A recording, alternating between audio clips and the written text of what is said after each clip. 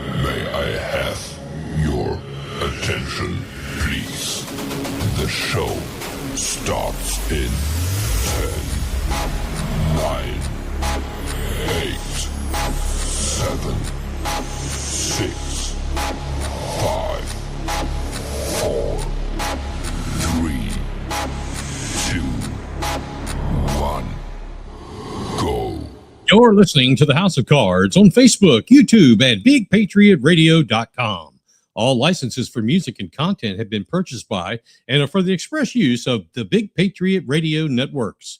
All information, opinions, and topics are for entertainment purposes and do not expressly represent the opinion of the show's host and or producer. Sit back, relax, and enjoy.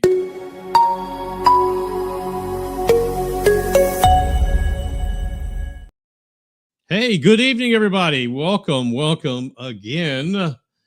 Welcome to the Big Patriot Radio Network and Beaufort County House of Cards. I am your host, Mike Covert. It is March 12th. Every week I say this, but I mean it more and more. It's like unbelievable. I was talking to somebody today, and I said, March is half over. It's unreal. We're coming to you live from the Big Patriot Radio studios here in the great state of South Carolina. Welcome to everyone watching tonight. On Facebook and YouTube, and also folks that are listening via simulcast on BigPatriotRadio.com. We appreciate all of you for tuning in tonight. If you're on Facebook or you're on YouTube, like, follow, and share. Go ahead and hit that notifications bell, all that kind of stuff. The biggest thing is if you could share the show in whatever platform you're in. If you can share the show, that would be fantastic. You can reach out to us. It's going to go through your screen here in a minute, and let us know where you can find us. If somebody, say, out of state or whatever, check us out on X at Big Patriot Radio. Like, subscribe, share. Go to at Beaufort_House of Cards on Instagram. And that you can also go to at big.patriot.radio or bigpatriot_radio on TikTok, trying to make it available so everybody has a chance to tune in. Also tonight, don't forget, you see up here in the corner right there, the little QR code, that is to buy me a coffee. And I really want to thank the folks last week and the week before that did that. It was very, very kind of you. Thank you so much to support the show. We appreciate that. Buy me a coffee. You can click on the QR code. It'll take you to buymeacoffee.com / I believe it's Big Patriot Radio, and obviously buy a coffee. It's awesome. We greatly appreciate that. That's what helps keep this show going. So we appreciate that. Don't forget, on Monday nights, we are going to have, we always have, New America Movement is always on at 7 and 9 o'clock. We had some hiccups with the transfer, but 7 and 9 o'clock, and that is on Monday nights. Bringing you the best selection of hits for your listening pleasure. Yeah, so let's get into it. BigPatriotRadio.com.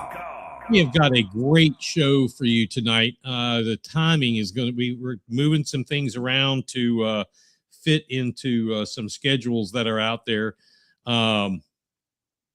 We have at some point the South Carolina First Circuit Solicitor, Mr. David Pascoe, coming on the show. He's running for Attorney General here in South Carolina. There's going to be a lot of interesting conversation that we have with Solicitor Pascoe about his campaign. Tonight, this afternoon, he was in Union County giving a campaign speech in Union County, which talk about, problems. They have problems there. A lot of problems in Union County. Anyway, he's going to be coming on at some time. They don't have a lot of electricity up there, so internet's kind of rough. You get the feeling. We've got Tom Reitz coming on at some point. He is the county councilman representing District 11 on Hilton Head Island. Going to talk to him about some things and his run to enjoy that seat again on Beaufort County Council. We've also got James SEIDEL coming in. He is of Crime and Cask News. He's going to be coming on here in just a bit. We're going to talk to him about the Murdaugh murder mystery, so to speak. We had him on here before several weeks ago, and now even more proof that Murdaugh didn't do it, at least not by himself, in my opinion. You're going to be amazed. This is, if you thought that we had proof before, but you really weren't sure, well, I don't know how much more we could do, or he could do. The proof is in the pudding. It is truly in the pudding, and you're going to enjoy this. More on that coming up. We've got commentary on why and how, get this, constitutional law is never superseded by organizational law or an organization's bylaws. Yet in a letter this week, Beaufort County Republican Party Chairman Kevin Henley said explicitly that the BCRP bylaws are, in fact, superseding constitutional law. That's right. You heard that right. We're going to show you what he said, not just tell you what he said. We're going to show you. You make up your own mind. I say, au contraire, my friend. Nothing supersedes constitutional law in the United States of America. You can try all you want, but that just is what it is. Introducing to you. You're on House of Cards. Live on Facebook and YouTube. It's going down. Locked and loaded with the truth. We're waiting for a couple things to happen here. Let's see. Let me see here. We were hoping to have the solicitor, the candidate for Attorney General, to be calling in like right at now. I know, James, you're back there in the green room. Can you hear me back there? All right. What time are you free? And I can't hear you, so maybe send me you see the private chat there? Send me a little message. Tell you what, folks, if you want to do podcasts, get StreamYard. Just think about it. Go to my page. We send the notices out all the time. Click on it. I get you a deal. Look into StreamYard. I'm really impressed, and so far have had complete success. Once in a while, little goof, little hitch here and there, and that's probably because of the internet. We'll talk about that later some other time. David checking in, the auditor of Beaufort County. David Cadd, good to see you and your wife here. Thank you so very much for joining in. Hang tight here. We are going to, let's see here. Let's see. All right.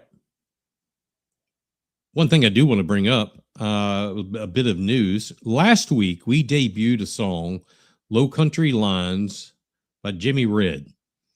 We were fortunate enough to be able to put that out there first. And we're going to let you know when you can buy it, where you can download it, and all that kind of stuff. The amount of mail and calls and texts we got this week it was staggering. So we're going to close the show. When we close the show, we're going to close the show this week with Low Country Lines by Jimmy Red. If you haven't heard this, and especially if you live in the Low Country, you do want to check this out. It is some kind of good. The tune, the words, it's great. It's just great. All right, let's go ahead and let me find. All right, we're going to go ahead and go with our guest that is in the house already. As I said a few weeks ago, we had author, journalist, crime fighter James SEIDEL on the show about one of his best sellers called Defending Alex Murdaugh, Not Guilty by Reasonable Doubt. Great book. Go to Amazon. Again, it's Defending Alex Murdaugh, Not Guilty by Reasonable Doubt by James SEIDEL. fantastic book. But anyway, he shared with us here on the show a lot. It was more than I had ever seen, and I follow this extremely close. Data points that when you start adding them up, a common sense thinking person can only say it's physically impossible for this 6'4", 300-pound, obviously stoned man who has horrible knees to be able to do what they said he did. I don't care what he may have admitted to or made a comment to the cops. I'm telling you, it's impossible to do what he did, or what he got convicted of. Let's put it that way. Or he didn't do it by himself. Anyway, we're going to bring James back in. He has even more proof of what's going on. So join me in welcoming Mr. James SEIDEL to the show. Thank you, Mike. I appreciate you having me on. Absolutely, my friend. How in the world are you? I am doing good. Been pretty busy these days. I heard that Jimmy Red song last week. Absolutely love it. So looking forward to hearing that at the end of the show. And this Alec Murdaugh thing is still keeping me constantly busy. I mean, this thing is not going away. And if your next guest, who's running for Attorney General, it gets elected, he may have to be dealing with this. So this will be interesting. Well, I tell you, it's I follow you and what's going on with Crime and Cast News, and I follow a lot of people that seem to have interest in this. Even there's a couple of gals who do it who I quite frankly don't. They're nuttier than a fruitcake. Yeah. But I still follow them because I want to get the whole side of the story. But please, let's hear about this what you were involved in since our last conversation. Sure. So I got together with a couple of firearm experts I think they're from the Beaufort area, and we met in Walterboro a few weeks ago. I work with a PI firm, Boone's Investigation Services, out of South Carolina, and they joined us. And so what we wanted to do was say the timing that the state has put down of Paul Murdaugh went into the feed room, or excuse me, he locked his phone at 8:49:01. Maggie locked her phone at 8:49:31. And so there's a couple of things that if Alec is the guy who did it, he had to have done to his son and then to his wife. And one of the things was, there's two guns, right? This is what the state said. There was two guns. There was a 12-gauge shotgun and a 300 blackout. So let's assume for a second that he is shouldering the 300 blackout, and Paul is going to be his first victim, according to the state, based off of their phones and when they lock their phones. So if at 8:41 or 8:49:01 he locks his phone and walks into the feed room, he is essentially what I guess you would refer as a sitting duck. He has no place to go. And if Alec is shouldering a 300 blackout and he's carrying the 12 gauge, a couple things have to happen, because Maggie is not going to, she's locking her phone at 8:49:31. So that's 30 seconds later. So sometime in between there, she's hearing the first shot, maybe the second shot at 8:49:31 to lock her phone and then take off. So in that particular time, Alec has to do a couple of things. He has got to shoot a straight shot, and he's 6'4". He's got to shoot a straight shot. And according to forensics, it was a straight shot. At 6'4", you're going to have a little bit of an angle coming down. He didn't have that, but it's a straight shot into the chest. Then Paul takes, according to the state, 2 to 3 steps out of the feed room and comes to the doorway. That is going to take, we timed it out anywhere from about 3 to 4 seconds to just take those 2 or 3 steps. And then he shot again. And according to the state, it's in his shoulder, goes up through and goes up to his head. And that is going to take a couple more seconds. Then you're going to take and you're going to drop that 12 gauge. and you have to get to the spot where Maggie is found by sled that night. And the reason that you have to get to that spot is because, according to Dr. Kenny Kinsey, the prosecution's star witness in this crime scene, she had stippling on her shirt, and stippling is like a dust that comes out. But according to Kenny Kinsey, it's 3 to 5 feet, maybe 6 feet tops. So you can't be at the dog kennels and shoot her. You have to be 5 to 6 feet away from her. Okay. Just so everybody understands, that's stippling coming out of the barrel of the gun. Correct. Coming out of the barrel of the gun. So he has got to get there. And what we did in this place, so this was like a shooting range, and we literally measured out the entire hangar and the entire dog kennels. And what we did, Boone's investigation played the part of Paul and Maggie. And then these guys represented Alec. And then we also did a 2-shooter scenario. Mm-hmm. See which one fit better. And we're going to show you the video of what we did. I'm going to walk you through it. Let me pull that up now. Yeah, if you can. It looks like I can too, but if you got it, go ahead. Do the video number 1. Video number 1. Number 1 here. I tell you what, why don't you do it? Sure, I'll try it. Yeah. By the way, I do love StreamYard. It is a really good tool. Okay. Did that show up? No, you got to do it on the bottom. So there you go. There you go. We got her now. Okay. So for those watching on YouTube and on Facebook, what you see right here, there's a person standing over here to the right. This is one of the people from Boone's investigation. She's standing right there. She's Paul Murdaugh. And these 2 cones right here represent the doorway to the feed room. And then you can see the yellow tape line. That is how long we measured it out down to the inch. That's how long the dog kennels are. So now you've got our Alec is standing over here, and he's got both guns in his hand. So I'm just going to hit play for you real quick and show you how this thing works out. Mm-hmm. He's going to go.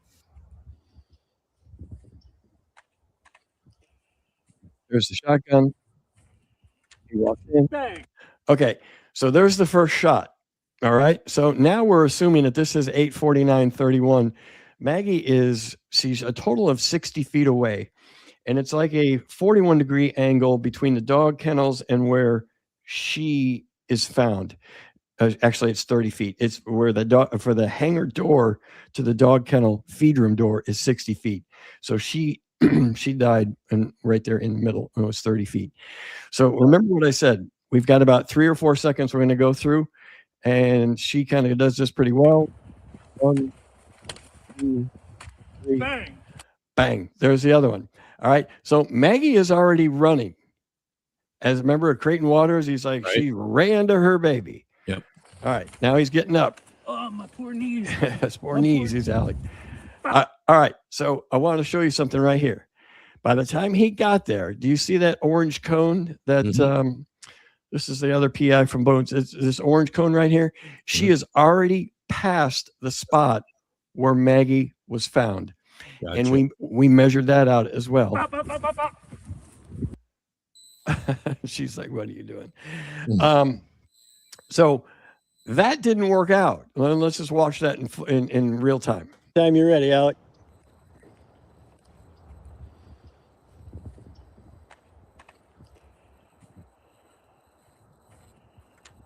Bang. 1. He falls down. Bang. Oh, my poor knees. Maggie's running. My poor knees. Bop, bop, bop, bop, bop. She's already passed. So this particular scenario for him did not work out. Now, I want to show you, by the way, do you have any questions on that? No, I mean, it makes perfect, I looked at that before, and I just, I looked at that compared with the notes that we had from the last time I had you on. Yeah. And I mean, I'm right there so far. So I'm with these guys. They are, let's just put it this way. They are extreme firearm experts in what they do. And they're really good. Ready? And this scenario for them. We tried it a few times. We got the same results every time. We don't need to look at the same video doing the same results. It was the same results every time. Maggie was already past that spot. This is a 2-shooter scenario. So remember, I said, 8:49:31, Maggie locks her phone. Mhm. So if Paul locks his phone at 8:49:01, and then he walks into the feed room, it takes about 21 seconds. In fact, we timed it out in this place. It took about 21 seconds to go from what would be the woods to the feed room. Now you get to the feed room door, you got about 5 or 6 seconds maybe to, yell some expletive at Paul, yell something about, I don't know, anything. Right. And then the first shot happens. And so let's take it when you are. So in this scenario, we're watching the 2 shooters come out of the woods. They are at Moselle, behind the woods. They are behind the hangar. They have a perfect view of the dog kennels. Paul has already locked his phone. He's in the feed room. Somebody's coming over here. We are right now, this is about 20 seconds right here. So we are now at about 8:49, 21, 22, somewhere along those lines. Second shooter breaks off. 1, 2. Look at this. Bang, bang, bang, bang, bang, bang. Let me go back to this. Bang, bang, bang, bang, bang, bang. So What was that distance right there? I think we measured it was maybe 8 feet or something like that. But if you remember what the prosecution had said, and also we put him at this cone right here because there's an angle that has to happen. Obviously, this isn't the hangar, but 41 degrees or something like that, I think. Yeah, it was an angle of 41 degrees, and then they're going to move out from here and then 84 degrees, and they're going to do the final shots. So she gets shot, as the prosecution said, she walked a couple of steps. That puts her right at the cone right there. Ready when you are. Oops. Puts her right at the cone. Bang, bang, bang, bang, bang, bang. We had a chance to talk with them. Let me get rid of this. We had a chance. Did you want to see any of those again? No, I'm good. I'm good. Okay. Let me take that. There we go. There you go. All right, we're back. So we had a chance to talk to them afterward, and again, these guys didn't want to, come out and say who they were or whatever. But sure. I'm just telling you here that these guys in the local Low Country, some of the top firearm experts, trained, highly trained in this. And I said, okay, now what'd you think? 1 scenario, 2 scenario? They're like, both of them at the same time are like 2 shooters all day long. There's no way you can, all day long is what they said. 2 shooters all day long. You can't do it with one. Now, you made a good point before we started that Alec didn't do this by himself. This doesn't say that, he could have, in this scenario, he could have been the second shooter if you really want to go that route. But you got to remember, if he's Paul's shooter, he's going to be covered in blood from the back spatter from blood is going to be in every nook and cranny. It's like going to the beach. You find sand 3 days later. Blood's going to be the same way. So, I guess you could put him into the 2 shooter, but it makes a lot more sense of 2 shooters coming out of the woods. In my opinion, if you read my book, and certainly in chapter 25, and chapter 25, man. And I invite your next guest to come on to read it as well. Yeah. Let me ask you the 2. I mean, it makes too much sense that there's 2 shooters. It makes almost too much sense. And why is it? I mean, this is kind of a stupid question, but there's no stupid question. Anyway, why are some people not able to listen and understand? I mean, it's simple math. It just doesn't work out. It's physics. It's time, distance, speed. It's physics. That's all it is. Here's the thing: is the prosecution never reconstructed this, and the defense never reconstructed it either. I've shown this to his defense attorneys, Jim Griffin, Dick Harpootlian. They have this information. I mean, Sled's watching this. They can have this information. It's a 2-shooter scenario all day long. It's math. It's speed, time, distance. You just can't argue that. What happens is, Mike, is I think a narrative comes out, and a narrative gets built. And when people start to believe that narrative, and believe me, I was one of them back in the day before I really started getting into this. And, I'd listen to the podcast and I'd read this and that. And then the trial started, and everything I was told didn't make sense, which is why I really started diving into this thing. Yeah. But when you believe a narrative, it's really hard. It's really hard to change a narrative. Yeah, that's true. People will come up with. The 2-shooter, the 2-shooter thought is SLED or the Attorney General's office. Are they giving that any credence right now, or is this just case closed and we got a conviction? I'm going to throw I've talked about this out here. I'm going to throw this out there because this is what I think is going to happen. Number one, I went to the South Carolina Supreme Court and watched the hearing for Alec Murdaugh, whether he's going to get a new trial or not. It was the overwhelming belief of everybody in that room. And I even saw Alan Wilson when they got done in that first half. He looked over at Creighton Waters and he shook his head like, oh my.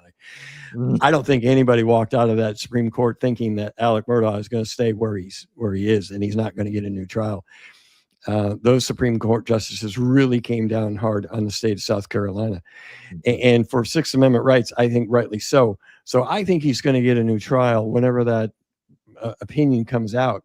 But my point is when that opinion comes out, SLED has tried to protect this, and that's fine. That's the Attorney General's office. They're doing their job. They're trying to keep the guy where they got him. However, once that gets overturned and it gets sent down for a new trial, I believe that SLED is not going to, and the Attorney General's office is not going to fall on the sword.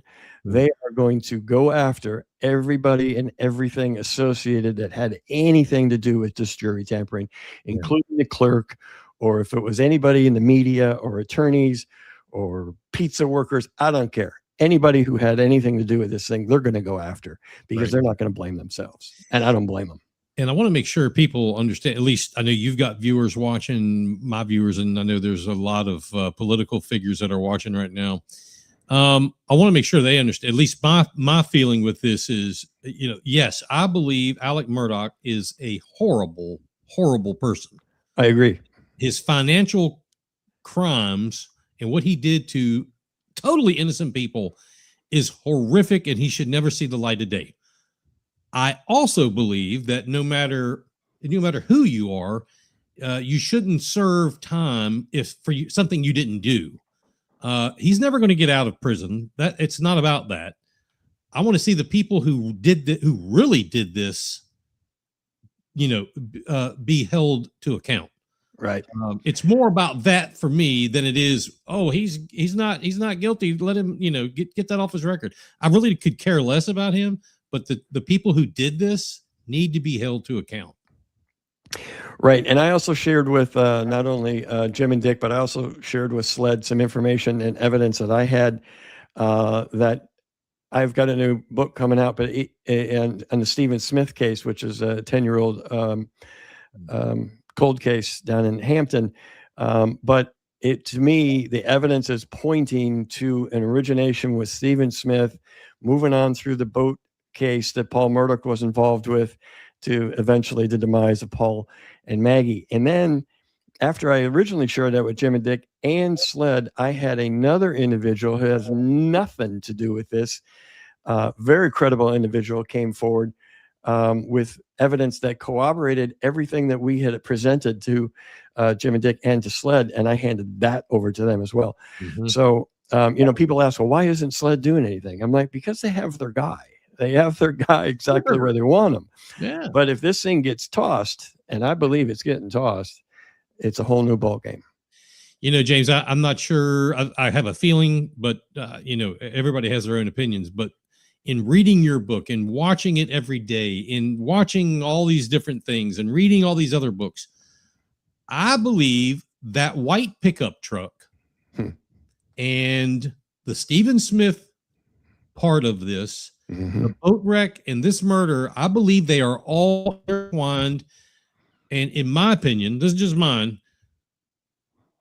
Paul was the one to be gotten rid of, and Maggie wasn't supposed to be there. I agree with you 100%. In this new book, I'm going to be covering this, and if you go to crimeandcast.com, you can read about it too. But I did an article in an interview with Blanca Simpson. She was the housekeeper. Yeah. And she was on the stand. Dick Harpootlian was cross-examining her, and he was talking about something, and she just kind of went off and started talking. She goes, well, I was about to leave. It was about 3:30, and I went upstairs, put some clothes away. Must have been in Paul's room or somebody. And she goes, and I looked down towards the hangar, and there was a car, or there was a truck there. And Dick didn't pay much attention to it at the time because he was cross-examining her. He probably didn't, wasn't ready for it. And she's like, well, at first I thought maybe it was Paul, and I didn't really know. So I just unlocked the door and I left soon after. And I mentioned that to Dick, and he was like, he couldn't remember. And he's like, oh yeah, no, I remember that. I'm like, why didn't you ask her? Whose truck was it? Yeah. Because that was the first question I asked her. And I interviewed her with her book author, co-author, and I sent him a text, and I said, here's a picture that I want you to show to Blanca. And I don't want you to tee this up like, does it look like this? Is it kind of like this? I'm sending you a picture of a truck. I want you to ask her, is this the truck you saw down at Moselle? So when I met with Blanca, and I said, why do you think it wasn't Paul? And she said, well, that's easy, because all the Murdaughs, doesn't matter who, whether it was Granddaddy, whether it was Alec, whether it was Paul, Buster, any of them, and they all seem to have these white four-door Ford F-150s. It's like the most popular one down in Low Country. They all park the exact same way. And I said, the exact same way? She's like, the exact same way. And then I said, well, you sure it wasn't a 250? And then she started getting mad at me. She's like, Jim, I know the difference between a 250 and a 150, and even from 1,100 yards or whatever the distance is.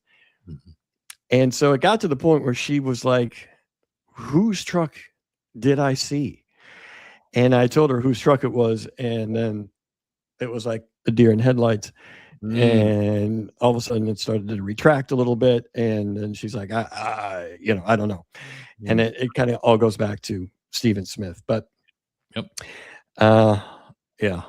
So there you go. That white truck was not Paul's. It was not anybody that was working there. Is right. James, Blanca, friend of hers, Paul's. There's more to this to come.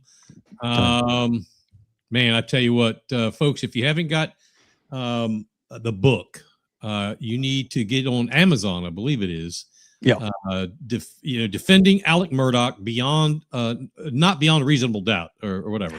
Not guilty beyond a reasonable doubt. Not guilty. That's it. Beyond a reasonable. You got to pick that book up. It's a great read. It's not terribly long. In chapter 25, my gosh, you got to grab yourself a coffee or a wine or a drink or whatever it is. You need to settle in on chapter 25. It's probably one of the longer chapters, but I go in detail, literally second by minute, second by second. It was a 3 whiskey read for me. Well, maybe I need to make the next one a little bit longer, make it a 4 whiskey. Ladies and gentlemen, crimeandcask.com. Check him out. James SEIDEL. He's on YouTube. He's all over the place, Facebook, everywhere, and always on this show. Thank you so much, my friend. We want to have you back as this keeps turning a little bit. We're going to stay in touch, and we'll bring people more news. Absolutely, and I'm going to stick around for this Jimmy Red song because I can't hear it anywhere else. Absolutely. All right. Thank you, buddy. See you. All right. It is 7:30 7:37, 20 minutes almost before the top of the hour. You have an incoming transmission. Drop the tailgate, y'all. Your attention, please. You're listening worldwide to DJ Magic Mike We're gonna have a good time on BigPatriotRadio.com. All right. We are going to have hey Nina, 3 whiskey read. There you go. I mean, what can I say? Anyway, good to see you. Glad you're watching. We appreciate you tuning in. Hope all is well. Still coming up tonight, we have, the name of the show tonight is War Being Waged Against the People. That's got to have your interest piqued, along with the comments that I made before we got with James that the BCRP has something out there in writing that they believe their organization's bylaws supersede the U.S. Constitution. We're going to tell you about that as we move forward. But first, I want to bring onto the stage, I met this man, I guess it's 5 years ago now, when he decided he wanted to run for county council in Beaufort County, District 11, the toe of the island, against one of the most heavily, weighted down, seated incumbents, but who was so horrific at his job. Anyway, joining us again tonight from Hilton Head, here is, let's take that off. And how did I do that, Tom? Tom Reach, ladies and gentlemen. Oh, there you are. Can you hear me? You're muted, I think, buddy. I think. How about now? There you go. There he is, Tom Reach. Little technical difficulties there.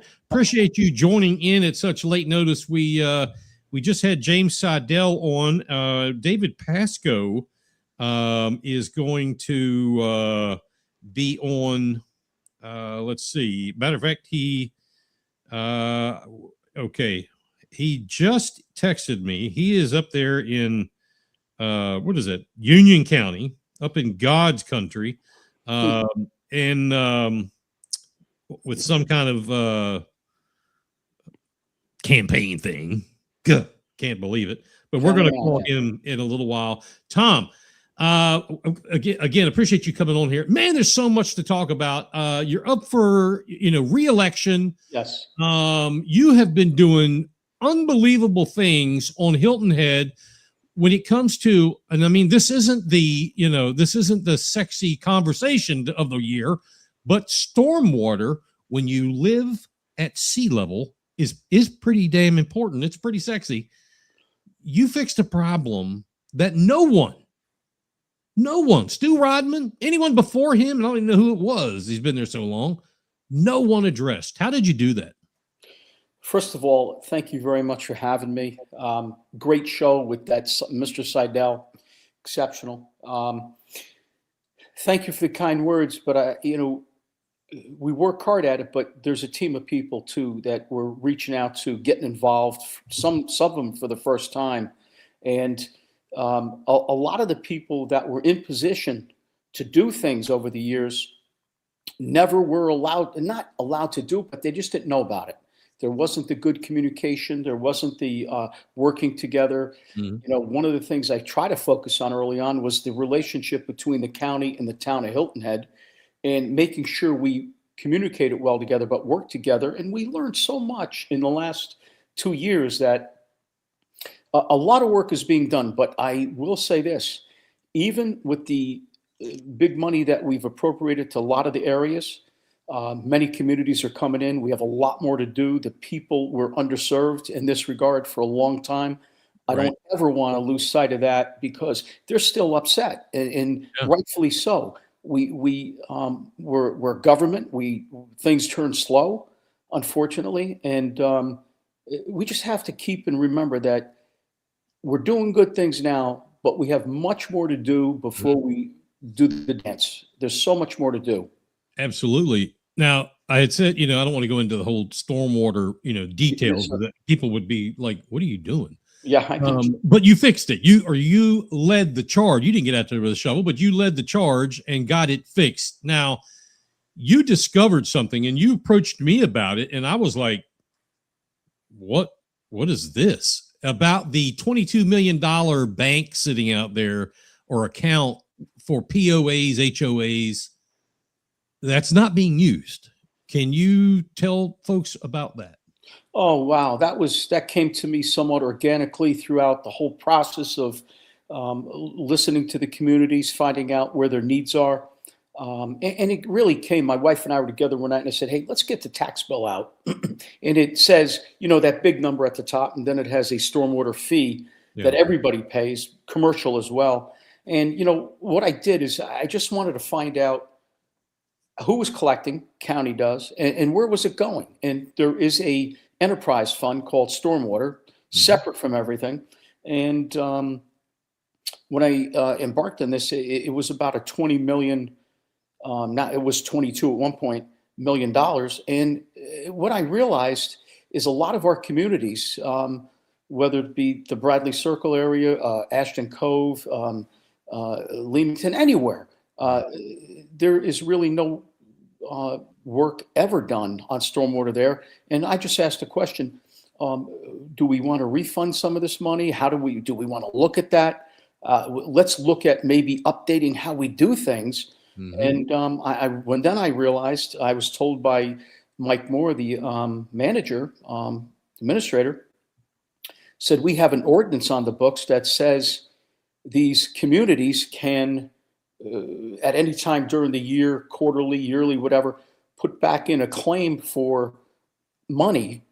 They call it credit, but it's money that would go to a POA. Then it would be used in that community to retrofit, stormwater, culverts, whatever it may be. Still trying to learn a lot on that. And quite frankly, Mike, I came to you because early on you were a mentor and you were on council. And I wanted to know what you did with that money and what council did for years before me, because, I just happened to come along and find it. And, Mike Moore pointed it out, but why aren't we communicating with our people that we have this? So we're starting to do that. We're going to learn, start to do that, get that out there.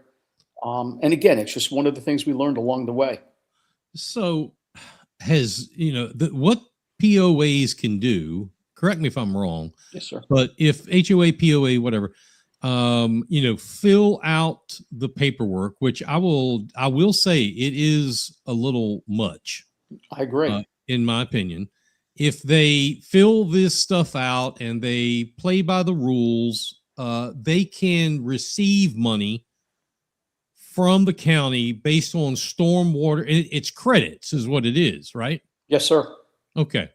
And again, there's $22 million sitting there. It's not being touched. Since we talked, I did reach out to a couple folks.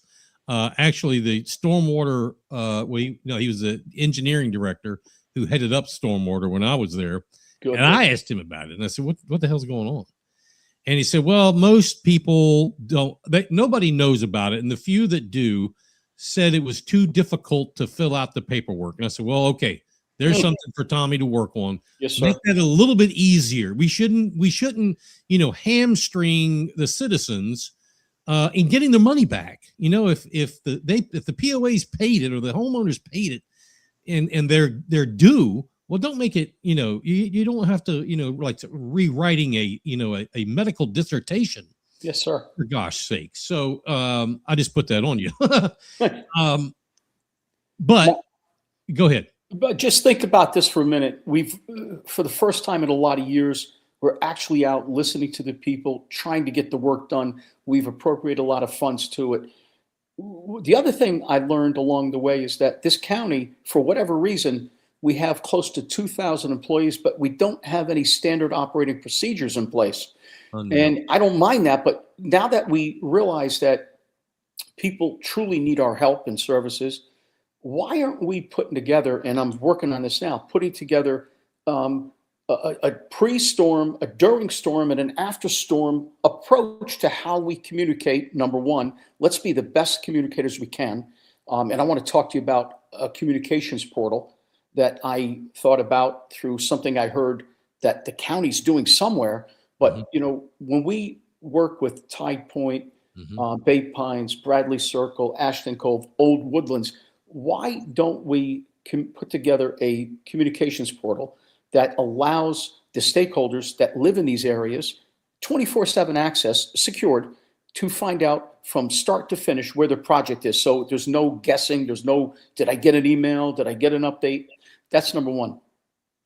But as far as you hit it on the head, Mike, it's cumbersome, this ordinance.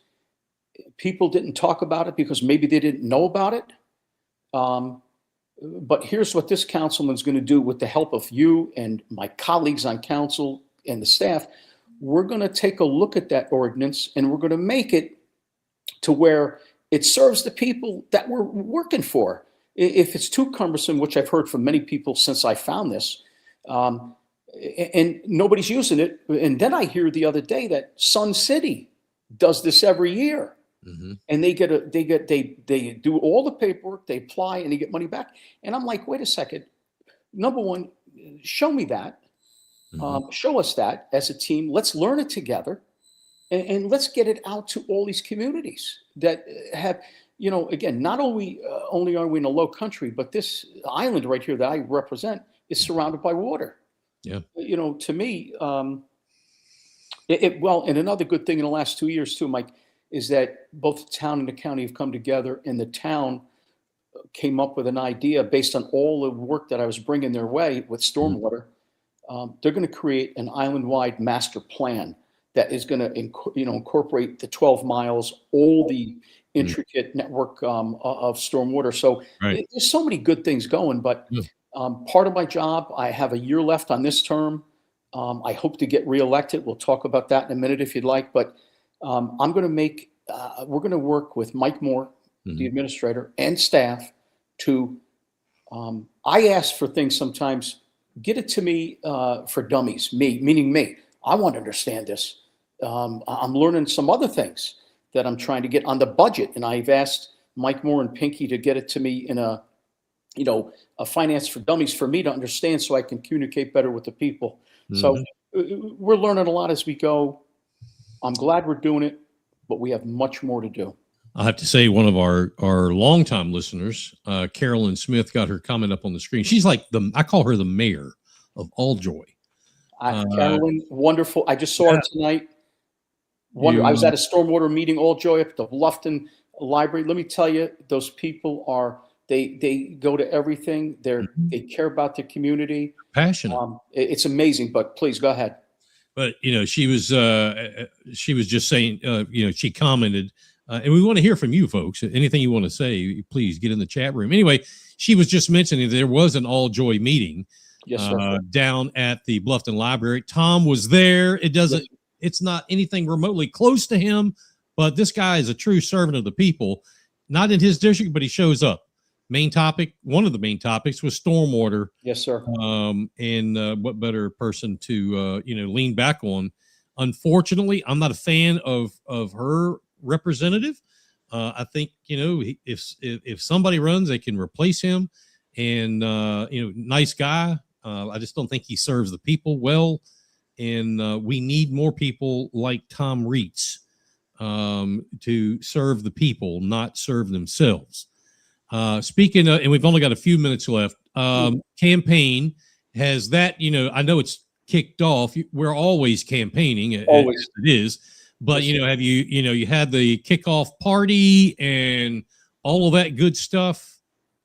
We haven't had a kickoff party yet. I'm going to let my wife do all of that good stuff, but tomhhi.com is the link or website if anybody would like to take a look at that. Contribute if you'd like. But one thing we're going to try to do over the next several months before June 9th primary is get out there and let the people know what we've accomplished in 3 years versus what, maybe the last 16 years of what my opponent did. And I tell you, I think it's stark. I think, but the reason why I think we've gotten so many things done is that people want to work together. We're getting things done. And when you accomplish something, it sort of gets you geared up to do more. And I just see it all over. We have some good people. They want to get things done, and we're clicking. There are so many things that we've done that are first for this county. Yeah. That should have been done years ago, but we never had that cooperation. And we never, the town council, oh, they don't know what they're doing. County council, they don't know what they're doing. Hey, listen, all of that aside, if we don't get it done, it's not going to get done. So right. I approached it with, let's do whatever we can to work together. I got your website down. I believe that's right. TomHHI.com. Is that right? Yes, sir. Okay, Yes, sir. good. That's your website, folks. When we're done, just click on that and go to there, but stay with us for a while. Real quick, infrastructure. When I talk to people all over this county, the number one thing that I hear, if I were to add, in an aggregate meaning, infrastructure, meaning roads, water, sewer, bridges. Yes, I hear that above anything else. yes, sir. I know the county and the municipalities, you all put together this task force. I think the chair is Lisa Solka, former mayor of Bluffton. Yes. I'm sitting here going, okay, I see what they're going to be putting together, the list of infrastructure problems, and we have them. I mean, that's what I'm saying. We know we need infrastructure repairs and et cetera. Yes. People are scared of, or they're not scared. They're weary and leery of two things. One, that they're going to put in phase 5B in Bluffton back into this, when people who live here have been fighting that for years and are being told, no, it's dead. No, it's dead. And it always rears its ugly head. That's the first thing.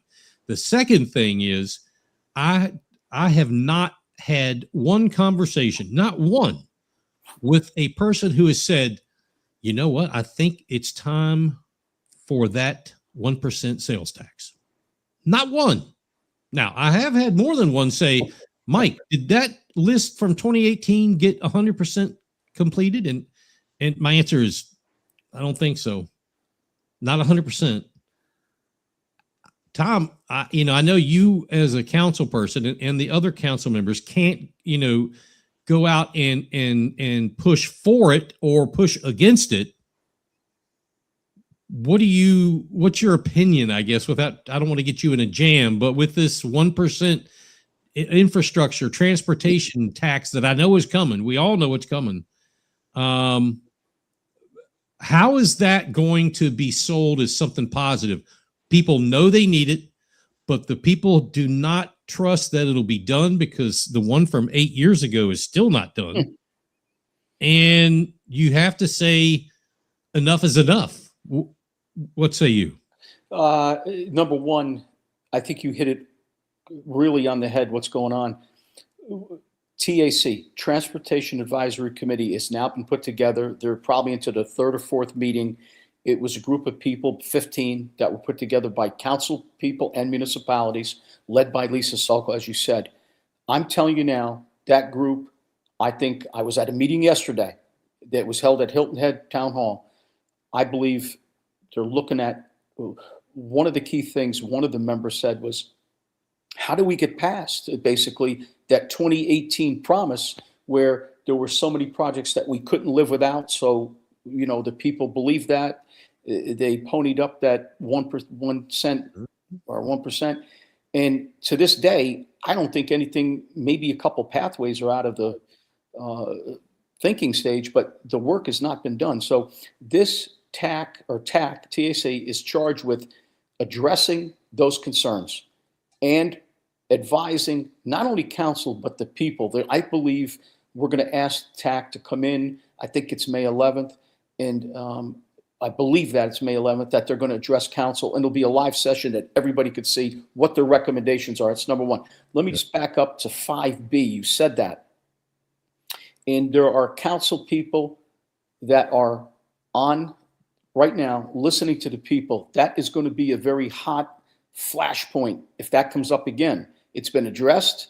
It's been dealt with. And there are council members that are going to deal with that appropriately if it comes up again, because the people, they reign supreme, and we got to listen to them. So those folks that are worried about 5B, I think you got a good contingent of people that will address what we've addressed before, and it's all been live. But Mike, I tell you, it's a big ask of this council to the tune of the amount of money that they want for this new referendum. If we don't convince them, we'll get things done. It's a problem. What kind of dollars are they looking at? Or can they even say they don't have a list of things? Oh golly, I don't even want to go there because I think some of them want to get a ton of money, you know, a very high number for X amount of years. There were people yesterday on the committee talking about Charleston having a 25-year referendum. Savannah. My thing is, we have $146 million right now, approximately, in the cloud for the 2018 referendum. I've been asking our team, and I know others have as well, please, let's do a few of the key projects that people would see. They drive over and see how good we can do it. And then we'd have the ability to say this. I believe the people are going to speak very loudly. I think the June 9th primary, Mike, is critical that people show up and vote. Oh, absolutely. There's state things. There's CD1 with Nancy Mace's seat. There is governor things going on. So there's going to be a lot of people that draw people out. Yep. But this TAC, this TAC Transportation Advisory Committee, very important for Beaufort County.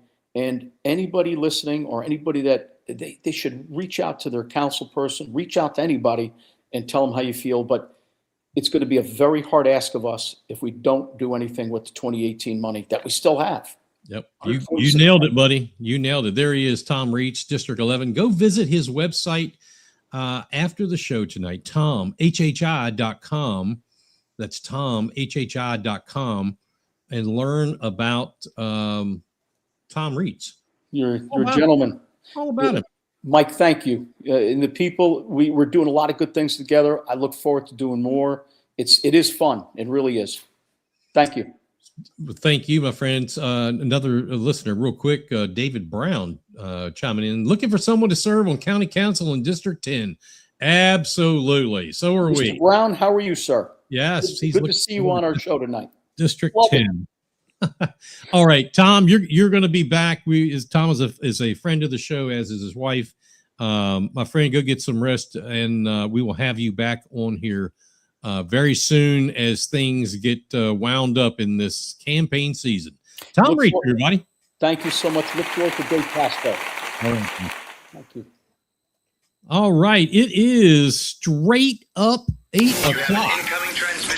Drop the tailgate, y'all. Your attention, please. You're listening worldwide to DJ Magic Mike Have a good time on BigPatriotRadio.com. That's right. We're going to call David Pascoe here in a minute. He is running for Attorney General here in South Carolina. We're going to let him, he's driving right now. We're going to let him get a little bit closer.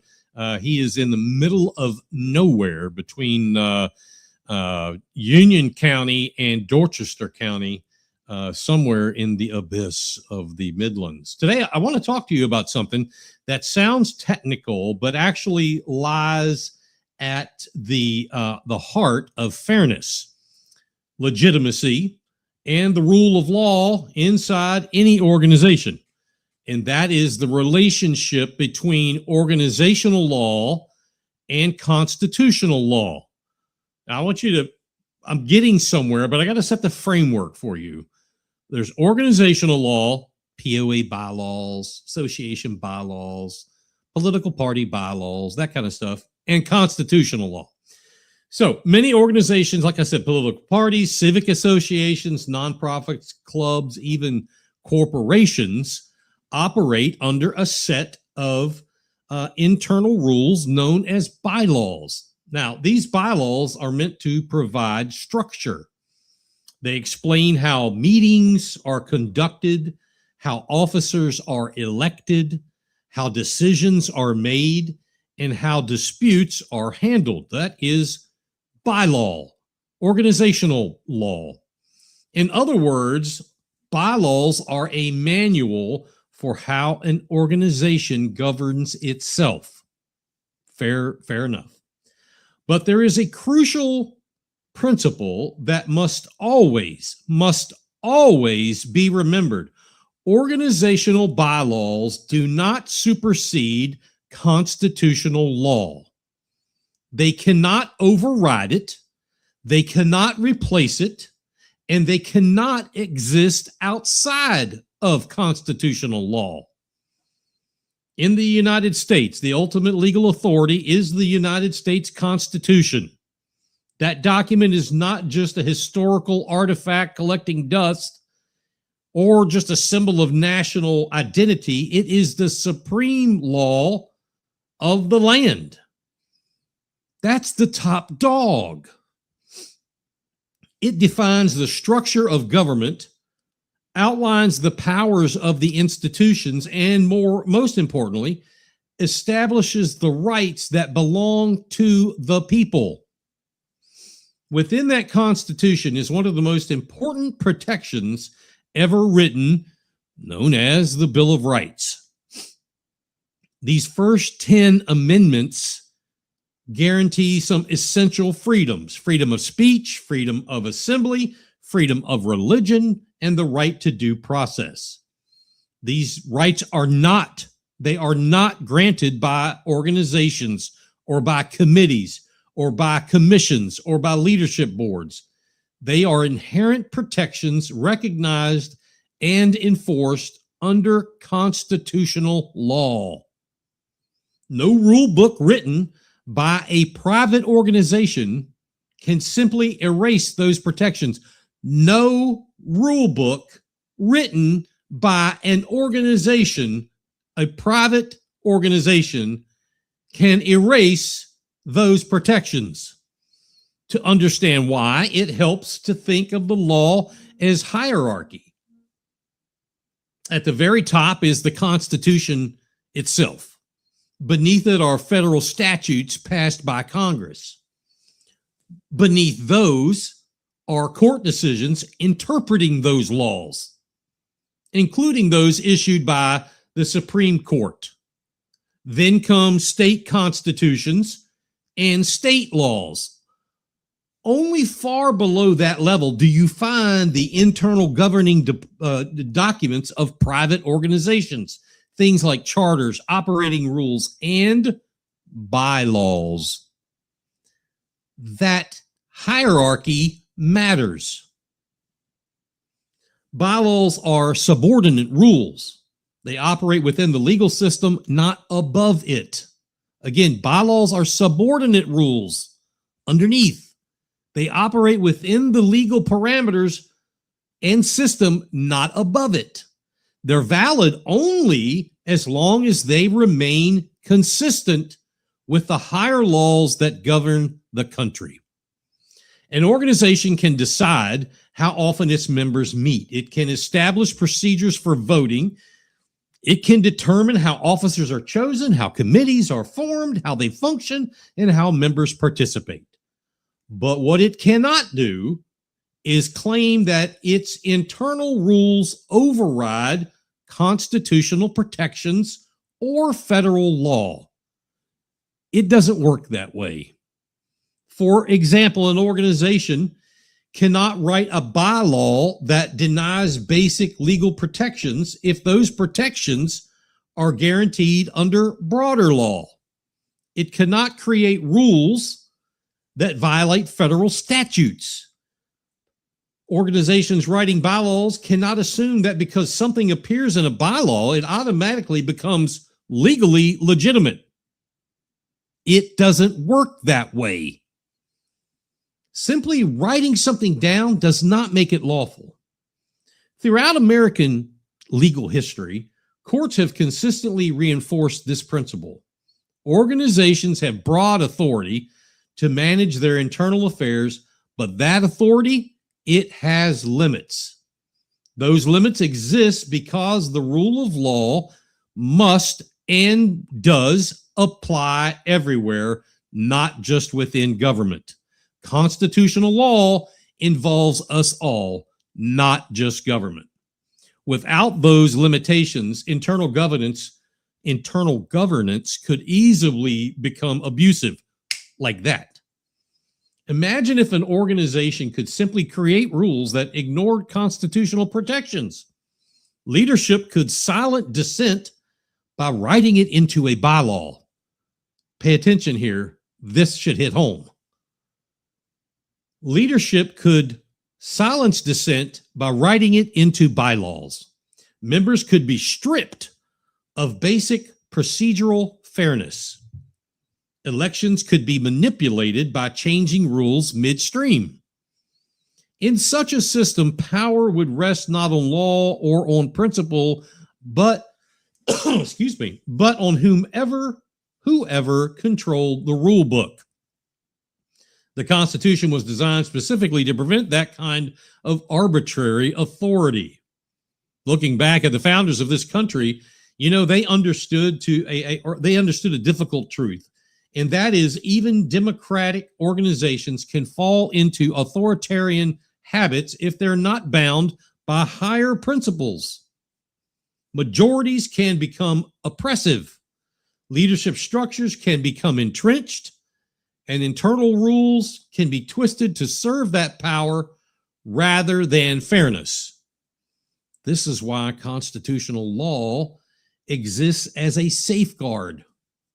The Constitution sets other boundaries and outer boundaries of legitimate authority. How smart were these people back in 1775 and 1776? The Constitution establishes that certain principles, fairness, liberty, due process, and equal protection, cannot simply be voted away by a committee or rewritten in a rule book. Now, some people will argue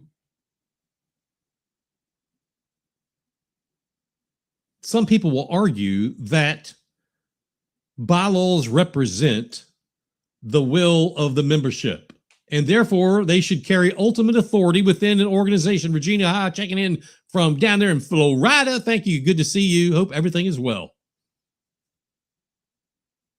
But the will of the majority is not unlimited. That's another thing that should hit home. The will of the majority is not unlimited. One of the defining features of American constitutional governance is the understanding that majority rule must exist alongside of protected rights. Otherwise, majority rule can quickly become majority tyranny or that abusive act of power. The Constitution has that check and that balance. This was all thought of long ago, 250 plus years ago. The Constitution protects individuals and minority voices from being overridden by temporary majorities or powerful leadership structures. It ensures that governance, whether in government or in organizations, operates within a framework of fairness and accountability. Healthy organizations recognize this balance. They understand that bylaws serve an important purpose. That's how they're structured. They provide clarity. They create procedures and policy. They help organizations function smoothly and predictably. But responsible organizations also recognize that their bylaws must align with broader legal principles. They ensure that disciplinary processes respect due process. They structure elections in ways that preserve fairness. They interpret their own rules in a way that reflects both legality and legitimacy. When organizations start ignoring that balance, problems start blowing up, like what we see in Tehran overnight. They just blow up. Problems. Members lose trust in leadership. That's happening.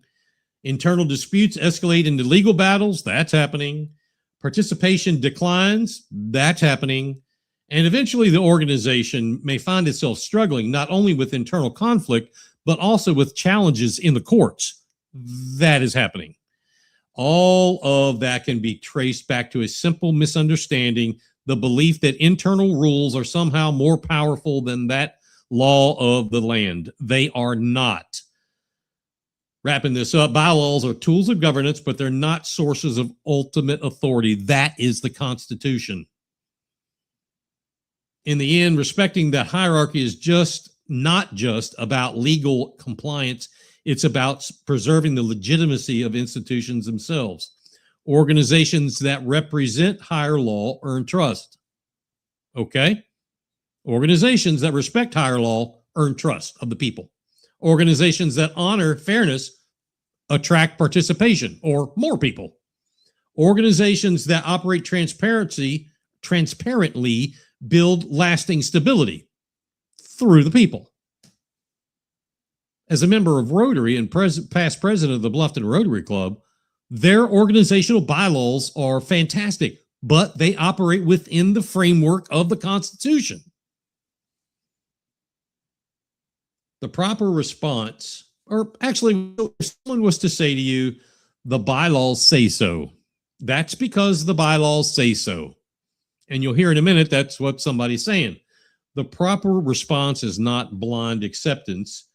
The response is to ask a simple and necessary question. Here it is. The bylaws say so. Do those bylaws respect the law of the land? They'll never outrank the Constitution. So why do I say all of this? Well, last week, we told you about Hilton Head Island resident Mike Tunner getting the proverbial boot from the county GOP. We read his statements about it. We even gave the floor to the GOP, and we read their statement about it. It's what came after that that is shocking. Literally, I had to read it like 3 times because I was telling myself, I didn't just see this. So let's put this up here. And let me find it. Entire screen. We're going to go here. Hang tight 1 second. And away we go. On your screen should be the Beaufort County Republican Party summary of resolution vote to discipline Mike Tunner, March 26, 2026.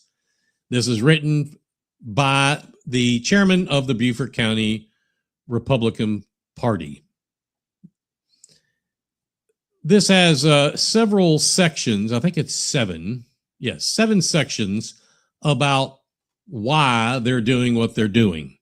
The one part that must be talked about and must have something done is part 1, constitutional protections versus private organization rules. Some argued that the BCRP leadership is attempting to silence dissenters and that the U.S. Constitution protects freedom of speech, including the right to rise up against authority. It's important to distinguish here the Constitution safeguards citizens against government overreach. It's the next piece highlighted. The BCRP is a private political organization, and the relationship between the executive committee and our members falls under the jurisdictions of our BCRP bylaws and Robert's Rules of Order, not constitutional law. Not constitutional law. Let me say that again. It falls under constitutional, not bylaws, for God's sakes. Let's read that again. Surely I read that wrong. Remember, the relationship falls between the executive committee and our members falls under the jurisdiction of our BCRP bylaws and Robert's Rules of Order, not constitutional law. I don't understand. I just don't understand. How is someone, and that was signed by Kevin Henley, BCRP chair. He's not ignorant. Not by a long shot. Very intelligent fella, but my God, surely, Kevin, that's a typo. Because if you or Jodan Lee, the executive committee woman, or anybody on that leadership team thinks that your bylaws supersede the Constitution and you're the chair and executive committee of a political party, that is embarrassing. That is highly embarrassing. Unbelievable. Just unbelievable. Wow. Let me, I'd love to hear from you on that. love to hear from you on that. I'm sure this is not over by a long shot.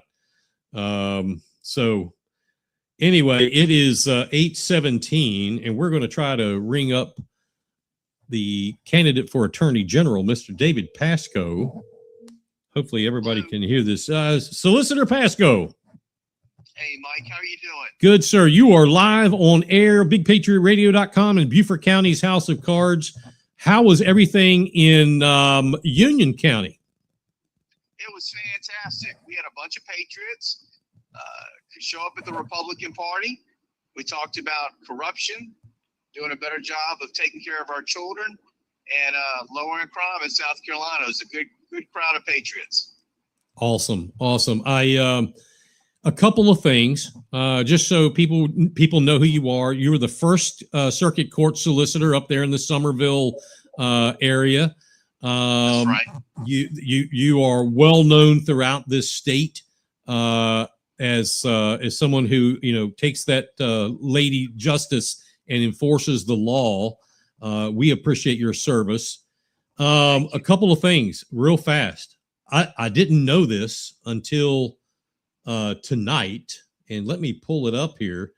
You and I come from the same stomping grounds, my friend. Oh yeah. Matter of fact, where are you from? I understand you are from Charlottesville in Albemarle County. I was born there. In 1967, I believe. That's right. And I was born in Spotsylvania County in 1967. There you go, neighbors. Neighbors. My wife is too, by the way. And I grew up in Richmond, Virginia. I was born in Charlottesville, but grew up in Richmond, Virginia. And I moved down here in 1985 when I went to the Citadel. Went to the Citadel, got your undergraduate degree, went on to the University of South Carolina, and got your Juris Doctorate. That's right. Unbelievable. I knew I liked you. I didn't know why, but now I know why. You're my neighbor. Yeah, Virginia boy. Yes, Virginia sir. boy. So I want to talk to you. I don't know if you have our show on, but I just did a short piece, a little montage about something that, and I want your opinion on this because it does affect you. Okay. Recently, Beaufort, just to give you a snapshot, Beaufort County Republican Party gave the boot to a member for a plethora of reasons. It's basically 2.0 of the one that happened several months ago. That's not the point. The point is they issued a statement, and I just read it to the viewers and the listeners, that said the BCRP's rules are between the executive committee and the members, and the bylaws supersede any constitutional law. I'll wait for you to pick your jaw up off the floor, but they literally put that in writing. I don't believe that. You're going to have to. I cannot believe that anybody would say that, much less put that in writing. You're going to have to show it to me. I will. When I pull over, because that is bizarre. That is completely bizarre. And if that's true, that shows you the mentality of what you're dealing with in Beaufort County. I cannot imagine that being the case. That's awful. I will email that to you. It is public information. And why, for the folks listening, if you have not been paying attention, Solicitor Pascoe is or was, I'm not sure, you tell me where it is now, was trying, the GOP was trying to keep him off the ballot for a myriad of reasons. Where does that stand now, Solicitor? Are you going to be on our ballot or not? Yeah, it stands that I will be on the ballot. That fight started in Beaufort County. That's where the good old establishment started it with their anti-Pascoe resolution. And so many people across the state got upset and mad about it that the legislature said that they weren't even going to take it up. We just had too much support. But that started in Beaufort County with your current chairman and vice chairwoman. I remember having a conversation with your chairman because the resolution literally had my name in it. That's right. It said to keep David Pascoe off the ballot, let's pass this resolution. Well, when I talked to the chairman, I said, will you allow me to address the executive committee? Because there are a lot of lies in this resolution, just a ton of mistruths. And he said, quote, no, because the truth doesn't matter. This is politics. I said, well, I'm sorry, man, but the truth always matters. That was a very disappointing conversation that I had. But because of that, there was such an outcry from Beaufort to Greenville to Pickens to Horry that the legislature said, no, we're not taking up the McKissick resolution / bill that would keep Pascoe and others off the ballot. Outstanding. Let's go to the deeper point of this. I believe, and this is just me, I believe that was because as solicitor, you had run on the Democrat ticket. In 2024, you publicly said, I'm going over to the red side. And I'm going to, be a Republican. And then and eventually when Alan Wilson said he was going to run for governor, then you decided you were going to run for attorney general. That's my synopsis, why they're upset. Yeah. And I would have run for attorney general even if Alan Wilson had not decided to run for governor, but to run for attorney general. I voted in the Republican presidential primary in 2024. Mm-hmm. And I probably in primary in June of 2024, but the good old boy establishment in the Democratic Party ran somebody against me in the Democratic primary. Okay. And what I love about, I'm going to talk, your viewers need to hear this. Don't talk bad about my Democrats in Orangeburg County. You can talk bad about them everywhere else. Mm-hmm. Even though they spent thousands of dollars calling me a MAGA man, MAGA Democrat, and someone who courted MAGA, because I've gone across the state for the last 4 years talking to Republican groups about the need for judicial reform and cleaning up Columbia. Mm-hmm. Even though they did all that, it was true, I still got 82% of the vote. Outstanding. Because I'm going to tell you why, Mike, and you know this.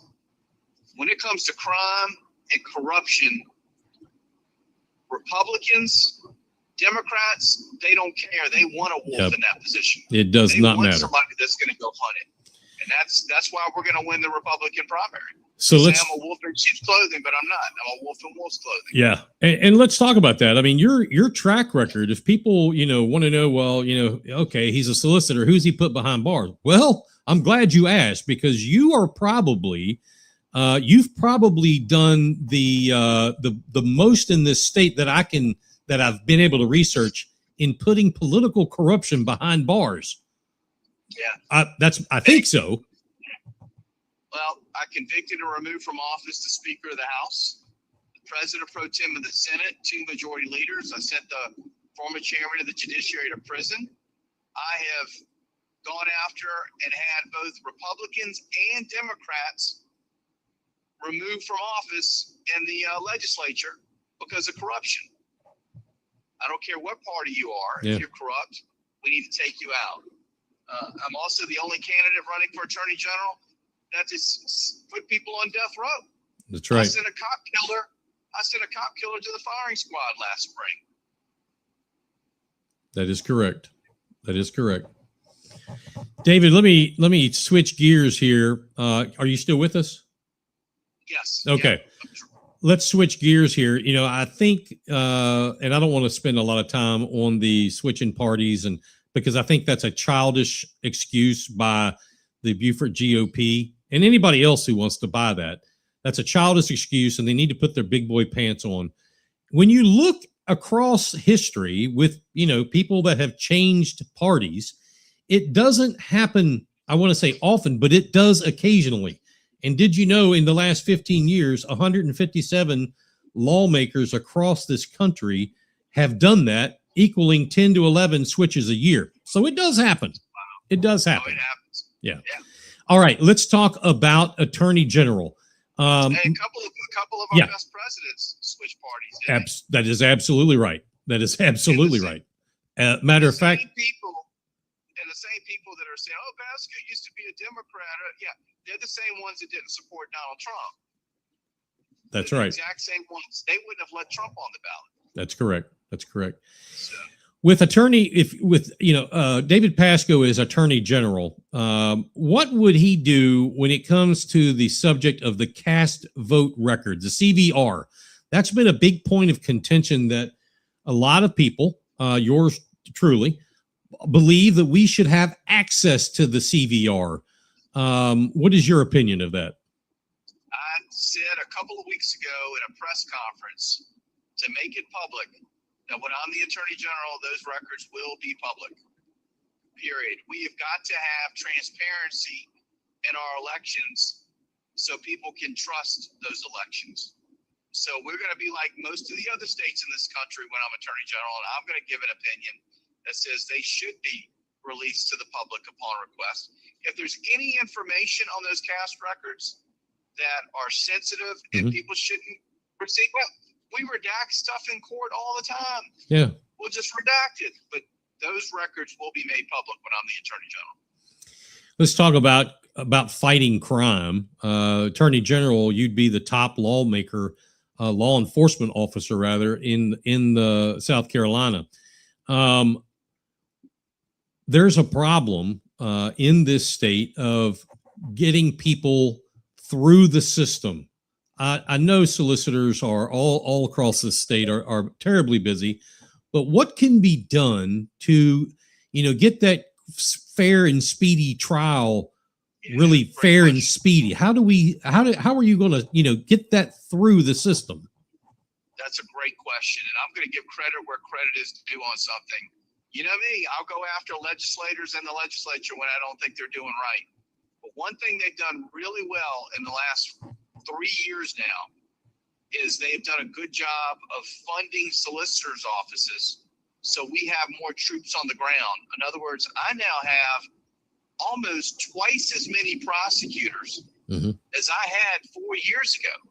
And because of that, we're going to be able to start moving cases a lot faster. And we're already seeing that both in my office and in offices across the state. I think that the docketing crisis that we had after COVID, within the next year to 2 years for sure, will subside greatly. And again, let's give credit where credit is due. The legislature stepped up and they noticed that we needed more funding, both in solicitors' offices and public defenders' offices, and they have provided that funding.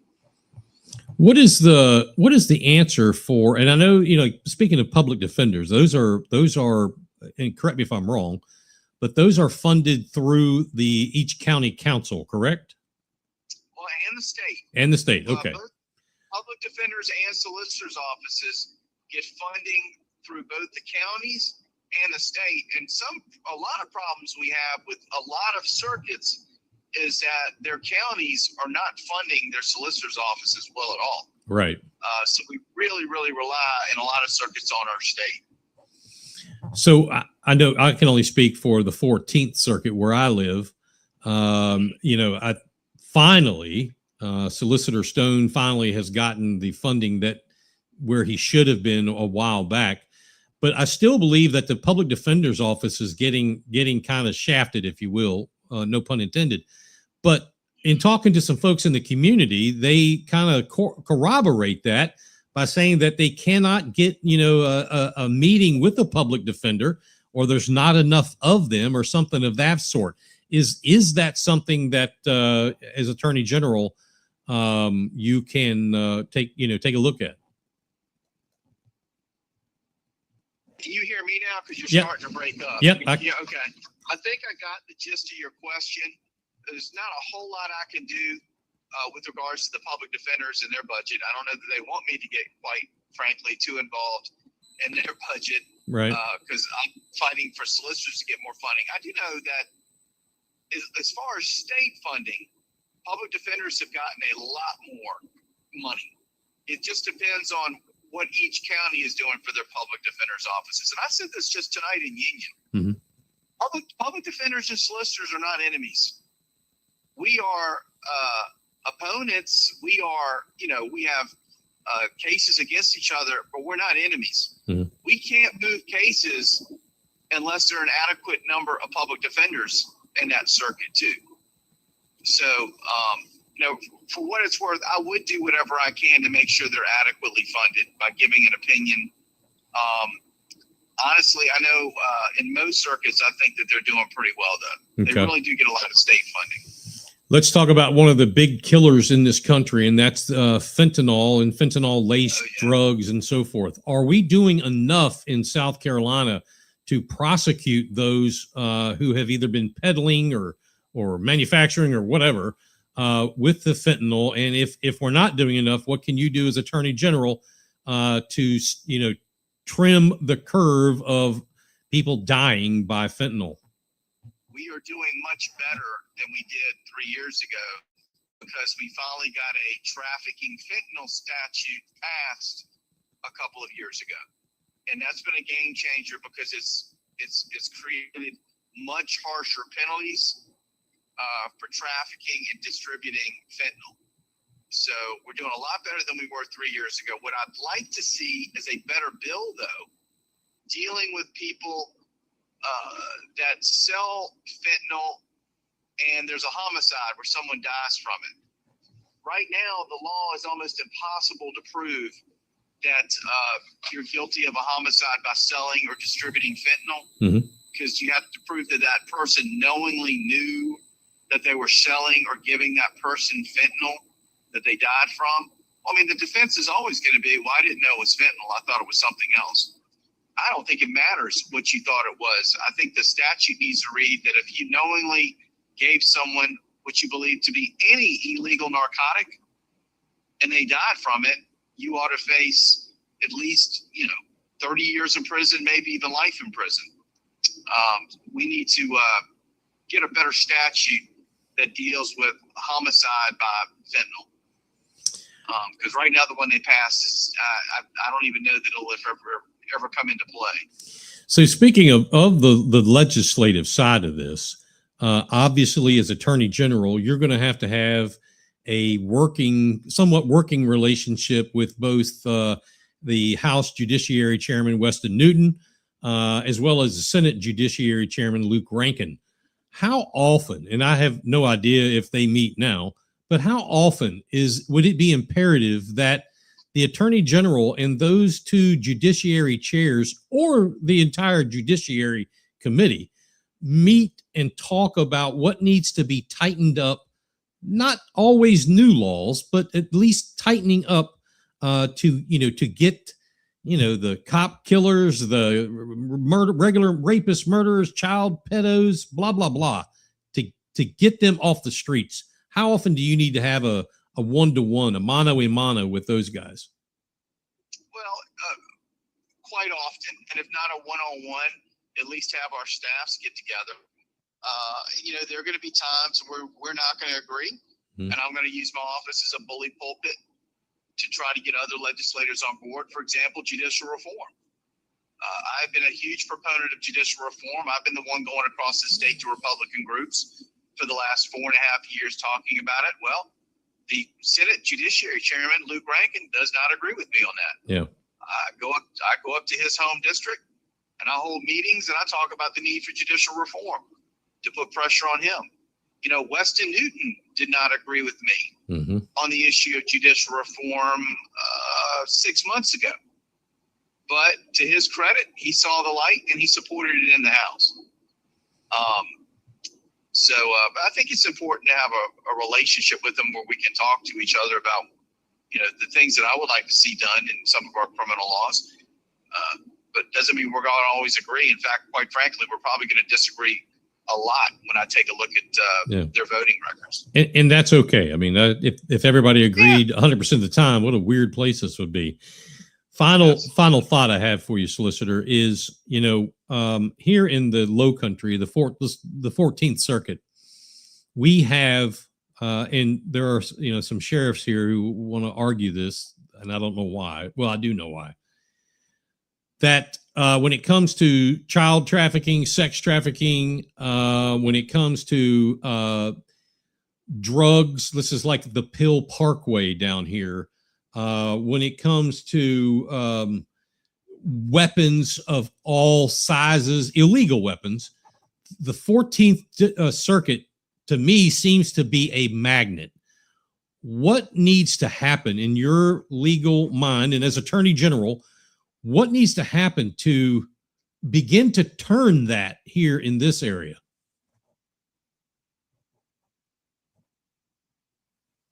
Well, did I lose you? I'm not sure if I still have him or not.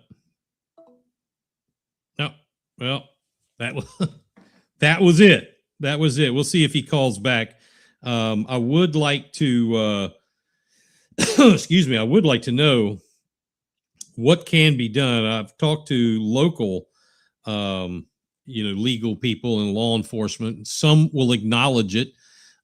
Some will not acknowledge it. I believe those that do not acknowledge it say that because they're afraid, people aren't going to come here. I've got news for them. It doesn't matter what you do or don't do. People are going to come here. You could stop the economic development push and they're still going to build here. You could stop the, attraction for people to move here and they're still going to move here. So anyway, Lee checking in. Judicial reform is absolutely critical. Appreciate Solicitor Pascoe's leadership on that. You're absolutely right. Hey, Beth checking in. Constitution's got to be the ruling law of the land. Our republic was founded on the Constitution, which was inspired by the rights given to us by God. And truth absolutely matters. I like David Pascoe when I met him on Hilton Head. Fantastic, Beth. Outstanding. Appreciate you listening in. It's unfortunately the solicitor. I would assume he is just out of range. The interesting part, though, I ran some queries into, I think it's called Pew, P-E-W, Pew Research, and about about legislators that changed parties. It's rather interesting as to why, and they broke it down to ideological shifts in their party. Makes sense. Electoral strategy makes super sense. And then conflict with party leadership or personal ideological change. Those ideologies can change as we grow, and that's okay. Anyway, more on that to come. Let's see, what else do we have? That is going to be it for this week. Wow, I want to tell everybody, thank you to David Pascoe for talking to me. Thank you to James SEIDEL for coming on board. We're going to be back next week, hopefully, 7 p.m. right here on Facebook, YouTube, and simulcasting on BigPatriotRadio.com. We got a lot of stuff to go through. You're not going to believe more stories. Please don't forget to like and share this stream and click on the notifications bell. Also, be sure to click on the link and buy me a coffee first. All right. Don't forget to like and share this stream and click on the notifications bell on YouTube. Follow us on Facebook and down below on X and Instagram. Until next week, be safe and watch your six. Good night.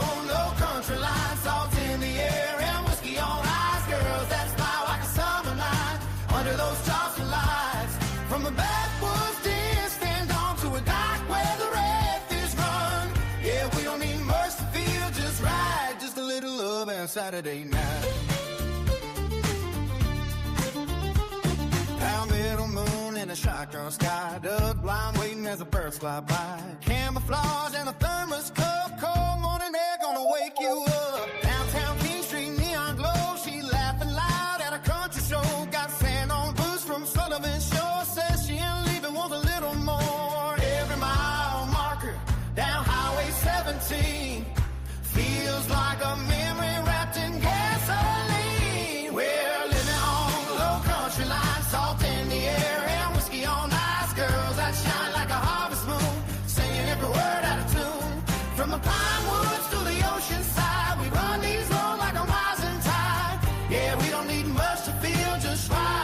little faith and a Friday night. Cypress knees and Carolina rain. Football odds and a freight train. From Columbia down to Milford Town, you can feel that heartbeat in the ground. Raise it up for the old homestay, for the ones we love and the ones we wait for. Every backward memory made in the life where the good Lord stay. We're living on low country lines, whiskey burning, sweet tea wine, girls that love like a hurricane, but kiss you soft like summer rain. From the deer whistle to the attic blue, there ain't no place like me and you. Yeah, we don't need much to feel just right. Just South Carolina and a Saturday night.